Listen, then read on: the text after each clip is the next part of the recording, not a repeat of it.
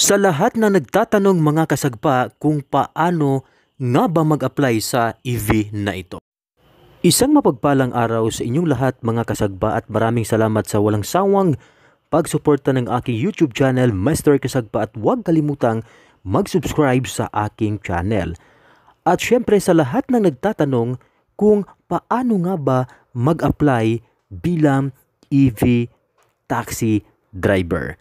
Mga kasagpa, tatapatin ko na po kayo lalong-lalo na sa gustong mag-apply bilang EV taxi driver. At ayon pa nga sa kanilang post dito sa kanilang Facebook page, which is ang Ka-Green GSM Philippines, ang sinabi dito mga kasagpa, kumita hanggang 45,000 kada buwan. May incentives, benefits at training at may allowance. Huwag kalimutan mga kasagpa at qualified lang po dito ang may mga driver's license po ha. So ang advantage dito mga kasagpa, mag-message po tayo sa kanilang Facebook page para po ma-assess tayo sa kanilang mga chat support. Kung interesado ka, narito ang detalye. 37 Rose Street, Baisa, Caloocan City. Ulitin ko mga kasagpa, number 37 Rose Street, Baisa, Caloocan City. Take note mga kasagpa, ang Ka-Green GSM Philippines ay na-post po ito noong May 28. Make sure na bago kayo pumunta sa kanilang tanggapan para mas masigurado, maaari kayong mag-message sa kanilang Facebook page para ma-update kayo kung available pa ba ang hiring job ng kanilang ino-offer. At sana sa lahat ng nagtatanong, nasasagot ko po kayo isa-isa.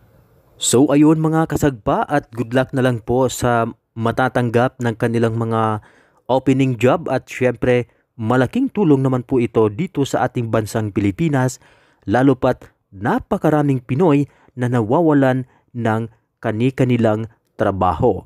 At ang kagandahan dito mga kasagpa, lalo pat kung ikaw ay may eksperensyado na sa pagmamaniho, which is napaka-advantage po sa inyo dahil ang pinakakailangan dito ay magkakaroon ka ng professional driver's license, which is positive na matatanggap ka sa kanilang mga offer. At ayun nga, nakikita ko pa nga mga kasagpa sa kanilang ibang posts at may nakikita po ako doong mga lady driver. So, ibig sabihin, nag-a-accept din pala ata sila dito ng mga lady driver. So, congratulations sa mga marunong magmaniho. Ay tsak na talagang kakaiba po kapag ganong experience. Ay talagang napakaraming work na pwedeng mapag-applyan. Either pwede kang mag-grab or pwede kang mag-family driver, which is napakarami kung ang iyong experience ay isang driver. So congratulations po sa mga taong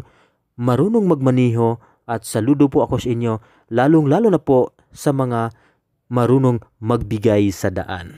Sa electric taxi vehicle, hindi lang basta-basta kita ang pag-uusapan, kundi kinabukasan. Kaya kung interesado ka, i-G na yan, malay mo, hiring pa sila.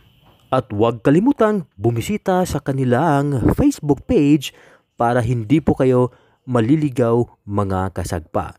At huwag kalimutan, pumunta sa kanilang Facebook page, Ka-Green GSM Philippines, at maaari kang mag-message doon o tumawag sa kanilang cellphone or hotline number para ma-assist ka sa iyong pagpunta kung ikaw ay interesado talagang magiging part ng GSM Philippines.